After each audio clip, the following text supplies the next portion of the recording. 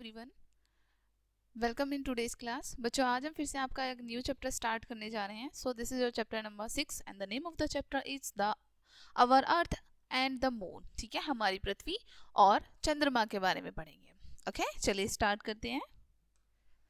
Our earth is a big solid sphere. ठीक है, हमारी पृथ्वी कैसी है? आकार में गोल है और काफी ज्यादा सॉलिड है वो। तो यहीं पर ये बताया गया है कि हमारी पृथ्वी एक बड़ी और सॉलिड है। ठीक है, स्फेयर है यानी गोल आकार में है। It is made of land and water. किन किन चीजों से मिलकर बनी है हमारी पृथ्वी? भूमि से और पानी से, right. It has air around it. इसके चारों तरफ क्या है? हवा है। From the space the land on the earth looks brown. Space से पृथ्वी की जो भूमि है वो ब्राउन दिखाई देती है। The water looks blue. और पानी नीला दिखाई देता है।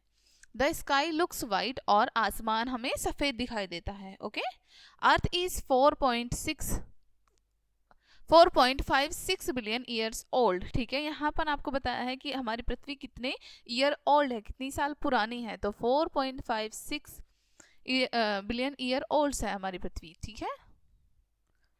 Rotation of the earth. The earth is always spinning like a top. जैसे यहाँ पर आपको एक टॉप दिखाया है ना, स्पिन करता हुआ, घूमता हुआ। इसी प्रकार हमारी पृथ्वी भी स्पिन करती रहती है। ठीक है, अपने ही दूरी पर घूमती रहती है।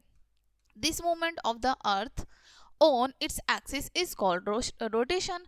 और ये जो मूवमेंट होता है हमारी पृथ्वी का, अपने ही एक्सिस पर वो घूमती रहती है, रोटेट होती रहती है टॉप की तरह, उसको हम रोटेशन कहते हैं। ठीक है, rotation causes day and night.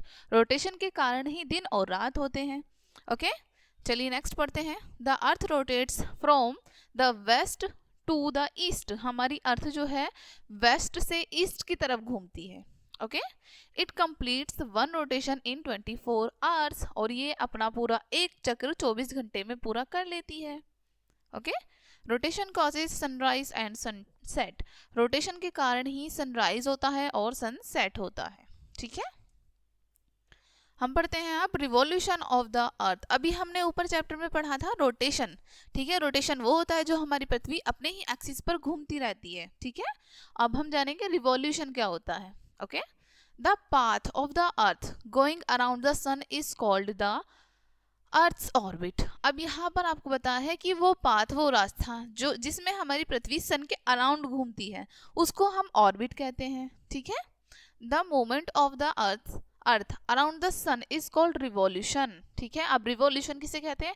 जो हमारी पृथ्वी सूर्य के चारों तरफ घूमती है, जैसे यहाँ पर इमेज में शो किया है, ये चारों तरफ घूमती है, इस चक्र लगाने को हम कहते हैं revolution. Okay, one revolution of the earth takes 365 days 1 year for completion. ठीक है, हमारी पृथ्वी को पूरा एक राउंड कंप्लीट करने में, ठीक है, सन का पूरा एक राउंड कंप्लीट करने में 365 डेज या फिर 1 ईयर हम कह सकते हैं, 1 ईयर लगता है। ठीक है, revolution of the earth causes for season. Revolution जो होता है हमारी अर्थ का, ठीक है, वो घूमती है, इसके कारण क्या चेंज होते हैं? सीजन चेंज होते हैं, हमारे सीजन में परिवर्तित होता है परिवर्तन। ठीक है, summer, ottoman, winter and spring. ठीक है, ये हमारे सीजन हैं। ओके, अब यहाँ पर आपको शो किया है कि जब हमारी पृथ्वी यहाँ पर है तो ऑटमन होगा, वहाँ है तो विंटर होगी, यहाँ पर है स्प्रिंग एंड यहाँ पर समर। ओके, नाउ हम करते हैं the earth is a planet. हमारी अर्थ क्या है? प्लैनेट है, एक ग्रह है। Okay, planet is a large object that revolves around the sun. Planet क्या होती है? एक लार्ज ऑब्जेक्ट होता है, ठीक है, जो कि सन के चारों तरफ घूमता है। Okay, as the earth revolves around the sun. ठीक है, जैसे कि हमारी अर्थ रिवॉल्व करती है, घूमती है चारों तरफ सन के, इट इज अ प्लैनेट, यह एक ग्रह है। Okay, earth is a part of the solar system. और हमारी पृथ्वी भी एक सोलर सिस्टम का भाग है। Okay, as a planet the earth revolves around the sun in its orbit. ठीक है, जैसे कि एक प्लैनेट है तो हमारी पृथ्वी सन के चारों तरफ घूमती है अपने ही ऑर्बिट पर। ओके, अब हम पढ़ेंगे satellite. A satellite is an object in space which travels in an orbit around a planet. Satellite क्या होते हैं? हमारे उपग्रह होते हैं। ठीक है, एक ऑब्जेक्ट होता है जो कि स्पेस में ट्रैवल करता रहता है, लेकिन किसके अराउंड? प्लैनेट्स के अराउंड। ओके, प्लैनेट्स के अराउंड घूमते हैं ये। The moon is a satellite of the earth. Moon क्या है? हमारी पृथ्वी का उपग्रह है। Okay, natural satellites of the planets are called moon.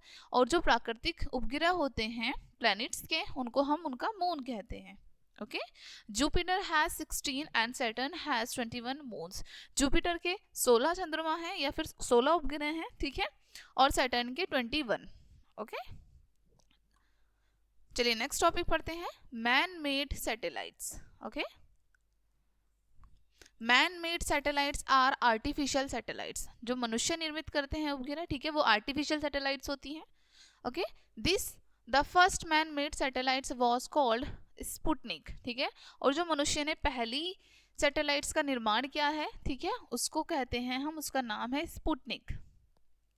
It was sent in space by Russia October 4 1957। ठीक है, सबसे पहले ये रशिया ने 4 अक्टूबर 1957 को स्पेस में भेजी थी।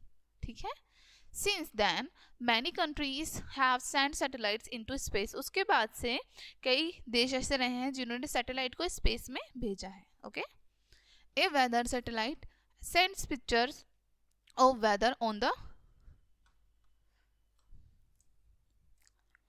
अर्थ। अब यहाँ पर बताया है कि एक जो वेदर सैटेलाइट होती है, ठीक है, वो वहां से वेदर की पिक्चर सेंड करता है अर्थ पर। Okay, it helps in extra prediction of weather. और ये क्या मदद करता है? वेदर की भविष्यवाणी करने में कि आगे फ्यूचर में वेदर कैसा हो सकता है, कैसा रहेगा। ए television satellite send television pictures around the earth. Television satellite का काम क्या होता है कि वो टेलीविजन पिक्चर्स को सेंड करता है पृथ्वी के आसपास। ठीक है, this makes communication possible on a world scale. और इससे क्या होता है? कम्युनिकेशन जो है वो संभव हो पाता है पूरे संसार में। ठीक है, India has sent 3 satellites into space. जैसे INSAT first B, Aryabhata and Rohini. अब हमारे भारत ने भी 3 सैटेलाइट्स को स्पेस में भेजा है, जैसे INSAT first B, okay, Aryabhata and Rohini, ये इनके नाम है। Weather bulletins in India are based on INSAT first. अब हमारा जो वेदर है, ठीक है, मौसम जो है वो निर्भर करता है भारत में जो इंडिया इंस्टा फर्स्ट सैटेलाइट भेजी है उन्होंने इस पर। ठीक है, ये इसके बारे में बताता है, यानी कि वेदर के बारे में बताता है। Artificial satellites also help us in making long distance phone calls. ठीक है, फोन कॉल्स। आर्टिफिशियल सैटेलाइट्स जो होती हैं हमें हमारी फ़ोन कॉल्स में भी मदद करती हैं कि हम लॉन्ग डिस्टेंस से बात कर पाते हैं ना एक दूसरे से। सो इसी कारण ये संभव हो पाता है। The phone call is made to artificial satellite from where it is sent to ground station. ठीक है, फोन कॉल्स कैसे की जाती हैं? कहीं पर हम कहीं दूसरी जगह पर बैठे हैं और आर्टिफिशियल सैटेलाइट की मदद से हम दूसरी जगह पर इजीली बात कर सकते हैं, जैसे ग्राउंड स्टेशन पर पहुंच जाते हैं हमारे नेटवर्क। ठीक है, ground station send to the micro wave tower. ठीक है, सबसे पहले कहाँ पर आर्टिफिशियल सैटेलाइट में सबसे पहले सिग्नल पहुंचते हैं? ग्राउंड स्टेशन पर। ग्राउंड स्टेशन सेंड करता है माइक्रोवेव टावर्स को सिग्नल। ठीक है, it sends it to receiving tower. उसके बाद रिसीविंग टावर पर भेजे जाते हैं। Okay, the receiving tower send it to the telephone exchange from where it is received और फोन सेट। ठीक है, और रिसीविंग टावर वहां सिग्नल भेजता है जहां से फोन किया है और जिसको फोन किया है। ठीक है, now check yourself, what makes the earth a spherical planet. ठीक है, क्या बनाता है हमारी पृथ्वी को गोल, क्या बनाता है? ठीक है, बताना है आपको। How much time takes to complete one revolution. एक रिवॉल्यूशन में कितना टाइम लगता है? हमने ये सब भी ऊपर पढ़ा है बच्चों। कितना टाइम लगता है? 1 ईयर या फिर 365 days. What is artificial satellites. Artificial satellites क्या होती हैं? जो मैन मेड होती हैं, जिन्हें मनुष्य ने बनाया है। ओके, चलिए आगे बढ़ते हैं। As the moon revolves around the earth. जैसे कि चंद्रमा हमारी पृथ्वी के चारों तरफ घूमता है, it is called a satellite of the अर्थ। इसलिए इसको हमारी पृथ्वी का क्या कहा जाता है? उपग्रह कहा जाता है। ठीक है, इन अदर वर्ड्स, दूसरे शब्दों में, the natural object which revolves around the earth is called earth's moon. दूसरे शब्दों में हम कहें तो हमारी पृथ्वी के चारों तरफ जो प्राकृतिक रूप से घूमता है उसको हम उसका मून या फिर उसका उपग्रह कहते हैं। ठीक है, the moon completes one revolution around the earth in 27 days and 7 hours। हमारा जो चंद्रमा है वो पृथ्वी के एक राउंड को कंप्लीट करने में कितना टाइम लगता है उसको? 27 days and 7 hours। The moon is 3,75,000 kilometre away from the earth. अब हमारी पृथ्वी से चंद्रमा की दूरी बताइए कितनी है? 3,75,000 किलोमीटर दूर है हमारी पृथ्वी से moon. It is round like a ball, और ये एक बॉल है, ठीक है, गोल बॉल है। Its surface had many craters, इसकी जो सरफेस उस पर बहुत सारे गड्ढे हैं। They must have been formed when rocks from the space fall on the moon। ये कब बने होंगे? अब यहाँ पर आपको बताया हमारी स्पेस में बड़े बड़े पत्थर भी रहते हैं, ठीक है, कि जब भी वो पत्थर फॉल होते होंगे तो मून पर जाते होंगे, जिसके कारण ये क्रेटर्स बने होंगे। Okay, it has no air on it, ठीक है, चंद्रमा पर हवा नहीं है। Formerly it was believed that moon has no water on it, और यह भी माना जाता है कि चंद्रमा पर पानी भी नहीं है। But in 1997 it was discovered that there is snow under the outer crust of the moon, ठीक है, लेकिन 1997 में डिस्कवर किया गया है, ठीक है, कि चंद्रमा पर फर्स्ट लेयर जो है उसकी क्रस्ट की, उसके नीचे स्नो है, बर्फ है। Okay, therefore today it is believed that there is water on the moon, इसलिए आज हम विश्वास कर सकते हैं कि चंद्रमा पर पानी है, ठीक है। There is no life on the moon, लेकिन चंद्रमा पर जीवन संभव नहीं है। It is reported that the moon has many mineral deposits, ठीक है, और यह बताया भी जाता है कि चंद्रमा पर कई सारे मिनरल्स हैं, शामिल हैं वहां पर। Okay, rotation and revolution of the moon. चलिए रोटेशन और रिवॉल्यूशन पढ़ते हैं। जैसे हमारी पृथ्वी रोटेट भी करती है और रिवॉल्यूशन भी करती है, सिमिलरली हमारा मून रिवॉल्यूशन भी करता है और रोटेट भी करता है, ठीक है, दोनों में डिफरेंस मैंने स्टार्टिंग में आपको बताया था। ओके, चलिए अब पढ़ते हैं rotation and revolution of the moon. The moons diameter is about 1/4 the diameter of the earth, ठीक है। अब यहाँ पर आपको बताया है कि जो चंद्रमा का डायमीटर है वो 1/4 है as compare to earth diameter. Okay, the moon rotates and also revolves around the earth. Moon rotate भी करता है अपने आप में और रिवॉल्व भी करता है हमारी पृथ्वी के अराउंड, ठीक है। It rotates the same speed as which it revolves, जितनी स्पीड में ये रिवॉल्व करता है उतनी स्पीड में ये रोटेट भी करता है, ठीक है। It completes our rotation is about 27 days, और अपना एक रोटेशन कितने टाइम में कंप्लीट करता है ये?